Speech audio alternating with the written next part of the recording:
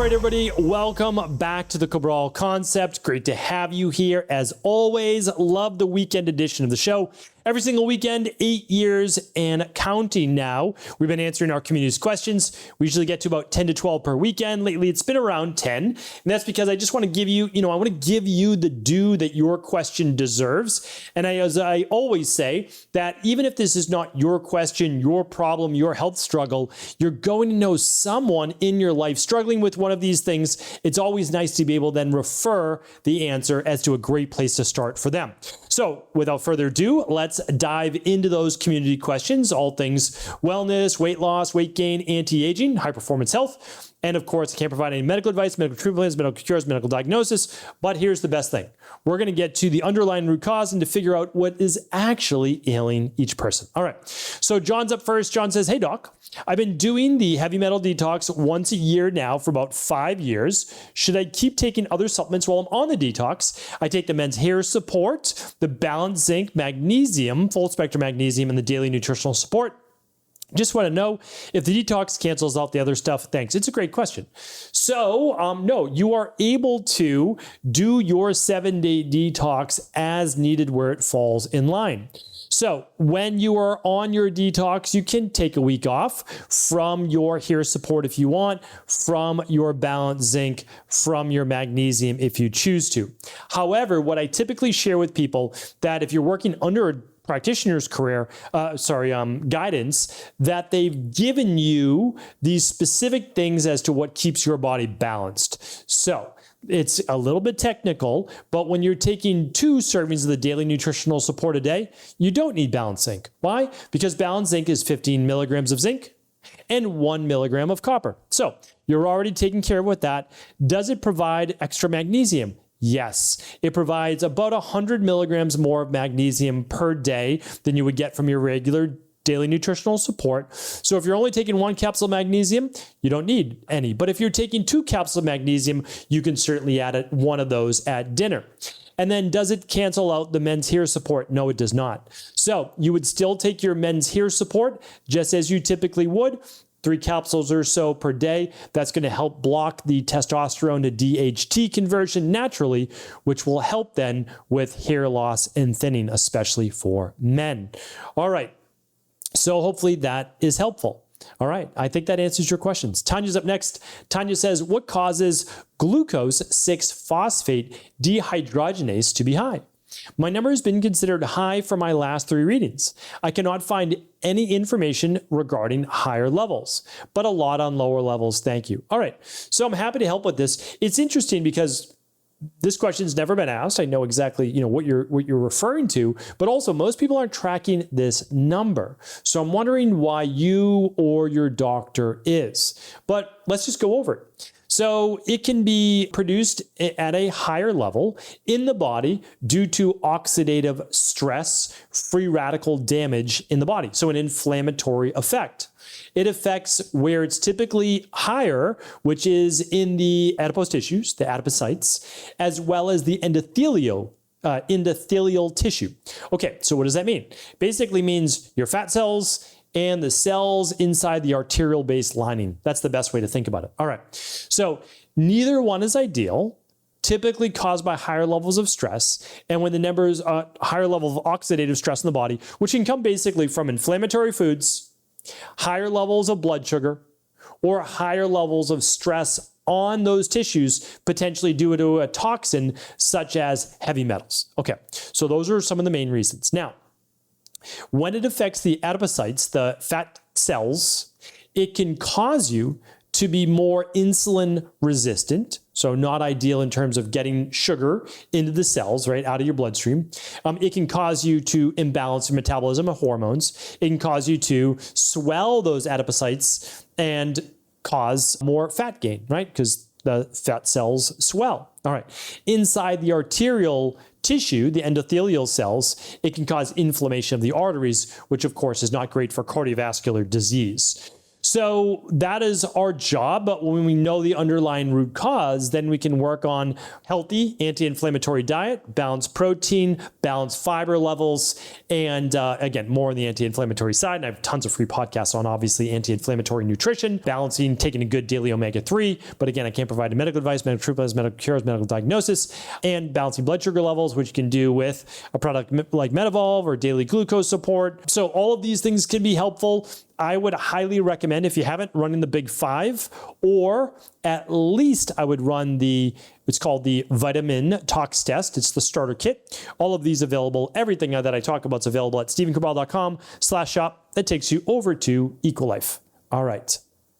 And remember, every at-home lab test through EcoLife comes with a private one-on-one consultation and a reading of your results, and then an actual wellness plan, which I think is the most important part, right? Because the numbers are one thing, but if we don't have a practitioner that knows how to read these numbers, the numbers are essentially useless, right? All right. Anonymous is up next. Hi, Dr. Bral. I've used things like ACV and homemade fire cider in the past for various reasons, but stopped because I would instantly develop mucus in the back of my throat. Seemed like maybe I was adding stress to my body rather than in the intended healing properties I was looking for in these remedies. Is this a histamine release? I know I'm sensitive to histamine foods and alcohol and will instantly flush red. Oh, that's good to know. And feel overheated, especially my face, neck, and all my joints. I tend to avoid these things. Should I stay away from things like ACV and fire cider while I'm sorting out my histamine issues? Thanks. Yeah, this is a great question. And the answer is typically, yeah, you're correct. So your overall assumptions are most likely the reason why, especially since alcohol, histamine foods give you that red flushness. But let's get to the underlying root cause. So when someone is taking in apple cider vinegar, it is a fermented apple drink. That's basically what it is. It's apple and vinegar. And so that's essentially what we're looking at, apple cider vinegar, right? Okay, well, let's talk about fire cider. It's apple cider vinegar, but it also includes honey, and it often includes ginger and onions. I don't know why I'm having difficulty speaking today.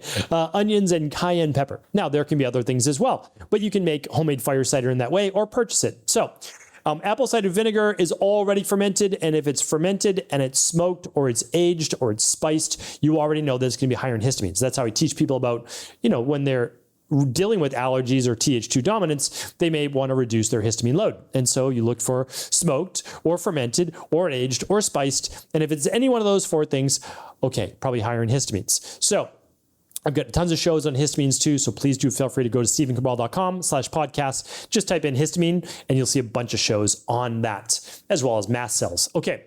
So let's give it a little bit deeper. When you add all these beautiful spices like cayenne, right, or onion and garlic and what's the other one that I mentioned? Maybe ginger.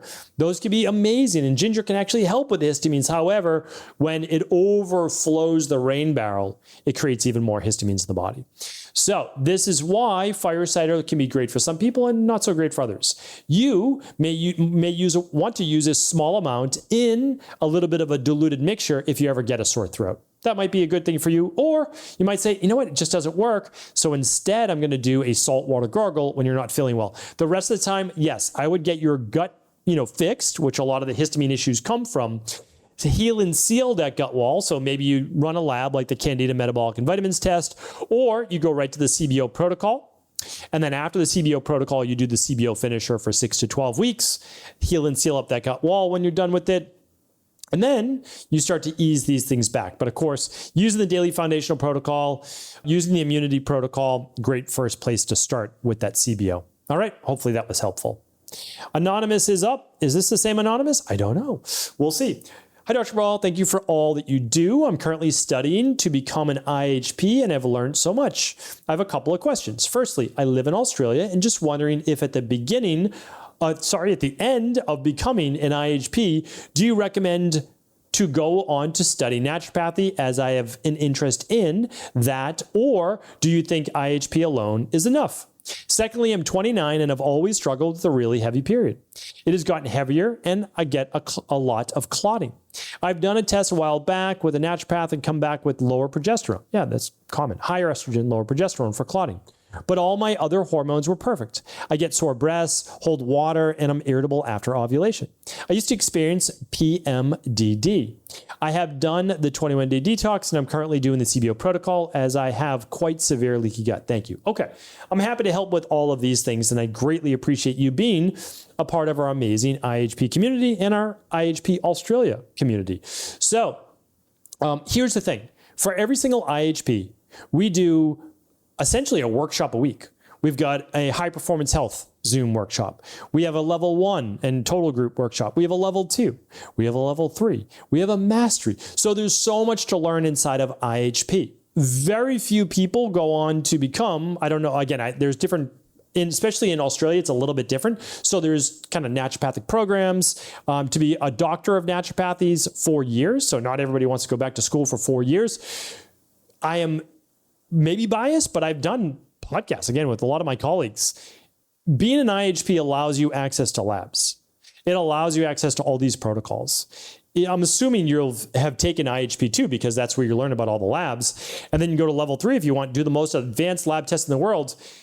Literally the same thing that you would get with naturopathy. Now, do you learn more in naturopathy? Of course. It's 4 years, right? It's 5,000 hours. So here's the thing. But I say this for all IHPs. Becoming an integrative health practitioner, amazing. You're doing amazing work, but your study should never end. So wherever you are called next into a more spiritual philosophy, life coaching realm, great. You want to get more into advanced lab testing, amazing. You want to do high performance health, which is anti-aging and longevity, you can check that out. So whatever works for you, great. But the knowledge never ends. I still carve out, and I've always done this since I was literally 22 years old, and even in college, I for sure did this. I did even more because I had more time in college, truthfully. I do at least an hour of reading research a day. That's a minimum. So that's it. Typically, it's 90 minutes because I carve out 60 during the day, and then 30 minutes I typically get before bed. So that's that. So I'll let you do with that what you feel works for you, what your calling is, right? And then your hormones, yeah, this is oftentimes estrogen dominance. The nice thing is, I know you have gut issues, you've done a bunch of different things. If you wanted to run the Big 5, I would run the Big 5 because it's going to teach you so much about labs. So you get to be your own, as they say, guinea pig, right? So StephenCabral.com/big and the number 5, I would definitely do that. If you don't want to, if you only want to run one lab, and this comes when you become an IHP level 1, level 2, a lab most likely came when you signed up for level 2. And that is if you want, I don't know which lab you got, but the stress, mood, and metabolism test would look at estrogen dominance and would really help you understand the imbalance in your premenstrual based issues. You run that lab at days 19, 20, or 21, depending on kind of the irritability, the water retention that you spoke of. And then what we would help you do is rebalance the estrogen and progesterone. But you want to know why the progesterone levels might be low. Is it high, elevated levels of cortisol? Are there imbalances in thyroid? Is vitamin D low? Like all of these things are shown literally right on that stress, mood, and metabolism test. So highly recommend that. Yes, you can start with the 21-day detox. Yes, do the CBO protocol. All of those are fantastic. Do the CBO finisher to heal and sail that gut wall. But if you're still dealing with the hormonal issues, let's look deeper into those hormones beyond the gut itself as well. All right. Hopefully that was helpful. And again, you get to chat with me as an IHP every single month on at least one of those workshops. So let's chat. Let's talk. All right. John is going to be our last question of the day. John says, hey, doc, if I buy the red light cap that you recommend, should I still take your men's hair support? Thanks. Great question as well. Great question. Yeah, they're different modalities. So check out StephenCabral.com/hair-loss. It's literally everything that I know to date, but only the best stuff. So there's another 50 things that I could recommend. Do they work as well as the 10 things that I listed on that page? No. So it's like you only have so much, money that you can spend on these healthy biohacking things. And I don't want to waste your time or money. Like I only want to give you things that got me great results and they get my clients. The nice thing is we work with well over 10,000 people a year. We've worked with well over 250,000 people. We have a huge sample size. So I just give you the best stuff, like the things that literally work. So I always have recommended red light for hair loss for at least the last 8 years. And the device that I used to use got upgraded twice. I recommended that. It's still a good device if you have it. Literally, I still have it. I have one in Maine, one here.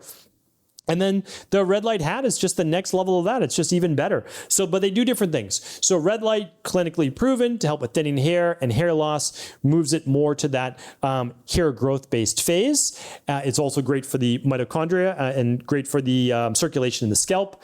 But the the daily hair support, which is what we're talking about. The daily hair support helps block testosterone to dihydrotestosterone conversion, which the red light hat does not do. So they do totally different things. And another thing that I would add, if I can only add one more for you, would be the microneedling. And that inexpensive, but amazing. And you can add one of the hair oil formulas that are on that with the rosemary and the bergamot. Those are great. And castor oil that you can do before bed. And if you want, if you're like, it's really, I want to make faster progress. Well, there are topical solutions that I think are a happy medium because you don't want to necessarily put pills in your body, drugs in your body, right? But there's a tropical solution that I have on that page as well. So that page really has everything. StephenCabral.com/hair-loss. I've used all the products. I really do recommend them. You can see, like, I need a haircut very desperately. And so, I have a decent head of hair. I don't have the best head of hair in the world, but I was able to grow back literally half my hair fell off my head in a period of like 60 days. And I was able to grow all of it back, or at least 90% of it back. So I was very happy with it. And I just wanted to share those results with others. Again, I have friends that they've lost their hair and they look great with a shaved head. They really do. I would not look good with a shaved head. That's me. Again, at the end of the day, it's no big deal. It really isn't. But at the same time, if you like your hair, you want to keep your hair, I put all the solutions at StephenCabral.com/hair-loss. So of course you can share that with friends, family, anybody who needs it. All right, that's going to be it for today, but I'll be back tomorrow answering more of our Cabral House Calls. Take care. Thanks so much for tuning into today's show. Before you go, don't forget to hit that subscribe button. I want to make sure that you're getting our daily content, not missing out on anything. Functional medicine, wellness, weight gain, weight loss, anti-aging, living longer, stronger, and all of the most cutting-edge research. And if there's any topics you want to hear, feel free to leave them in the comments below. Take care.